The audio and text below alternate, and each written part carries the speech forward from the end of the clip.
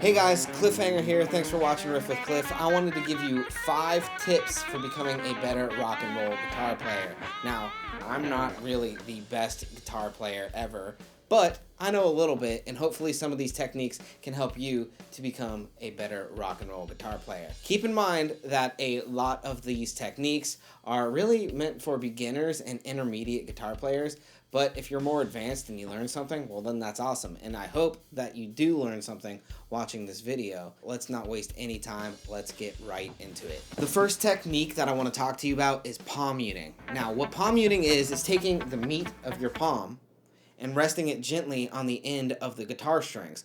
And this kind of mutes the string a little bit and gives it a more aggressive or a muted tone, but it sounds kind of cool. I hear it a lot in rock and roll, I hear it a lot in metal, and it can drastically change the tone of your guitar. If you have a lot of high end coming through the guitar or a lot of bright sounds, this can mute a lot of those bright sounds and really kind of help it to kind of have a more of a chunky sound to it. Think of a chunk, chunk, chunk, chunk, chunk, chunk, chunk, chunk, chunk, chunk.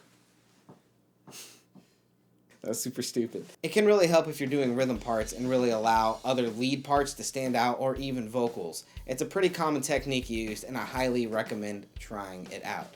It sounds something like this.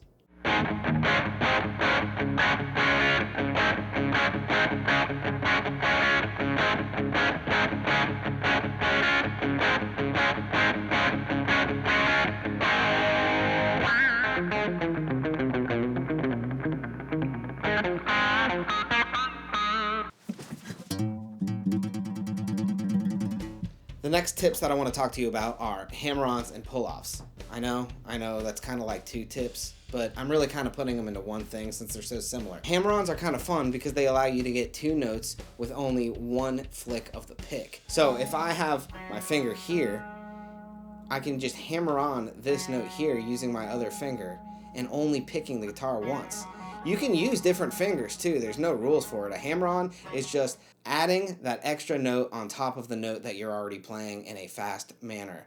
And as you can see here, you can get some really cool, different sounds.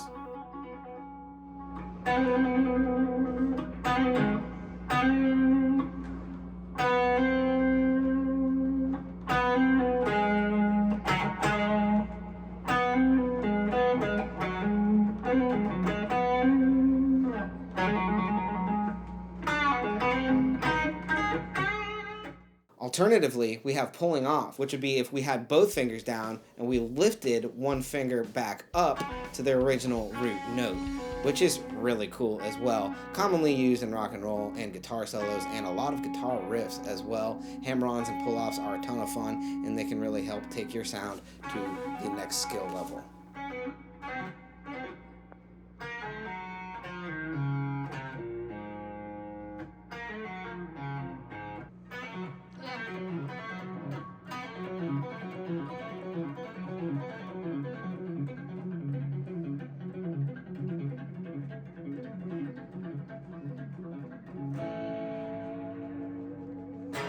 Tip number 3, interesting bends. Now what I mean by this is use a bend to your advantage. Bends often can take the feeling of your guitar playing to the next level. If it's a riff, if it's a solo, a tasteful bend can be all that matters or make all the difference. It can make the listener really engage with what you're listening to. Lately, something that I've been doing, and I recommend you try, is try bending the note a little bit before you hit the pick on the string. Did a piece of spit just come flying out of my mouth? Lately, what I've been doing is bending the string before I hit the string with my pick, and then kind of releasing that note back to its original position, and you can get some really interesting, cool sounds. Can really give it a bluesy kind of twang, and I really dig this a lot, so be sure and try that out. It sounds something like this.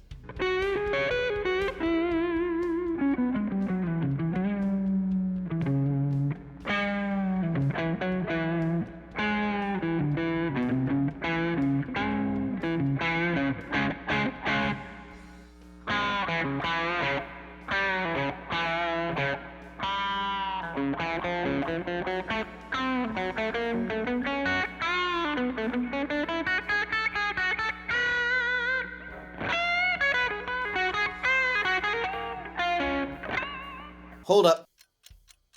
I want to take just a second. If you like this kind of content, please do me a favor and like and subscribe. Make sure you hit that little bell notification so you get notified of all the upcoming videos that I do, because I'll be trying to bring you videos on gear, guitar, and guitar shop related stuff as often as I can, and I'd really like for you to see them. Hopefully these kind of things help you out. As a big thank you, here's a picture of my dog, Callie. Tip number 4, down picking and alternate picking. So down picking can be kind of tough. It's something that you're really going to have to practice a lot, but it is the art of only picking down. You're not doing a down-up pattern, only down. To do this very quickly takes a lot of practice, kind of a bit of muscle, to be honest with you. You know who's a master at it? Is James Hetfield from Metallica, so definitely watch some of his stuff. You know he does Metallica Master of Puppets, all down picking. It's really cool, so if you didn't know that, check that out. But it can give a different tonality versus an alternate picking, which is something that I also recommend you trying out. Alternate picking is going up, down, up, down, up, down, up, down, back and forth. So by doing that, you're able to pick very, very quickly, and it's used awesomely with guitar solos or even rhythmic runs to get a quick, feisty sound that I highly recommend. It's really cool and can give some different tonalities, some different feels to your song or whatever song that you might be learning.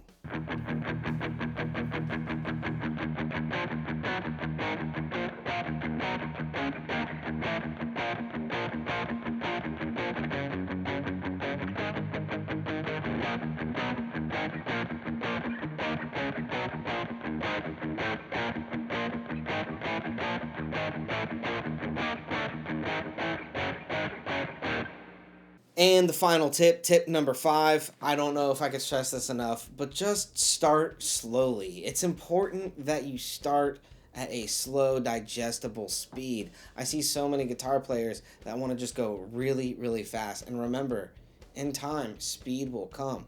You just got to get that muscle memory down. You have to just do it over and over and over again. When I look at all of these shredders and these very fast players, or even guys that aren't doing this stuff very fast, they all recommend that you start at a slow speed and build your way up.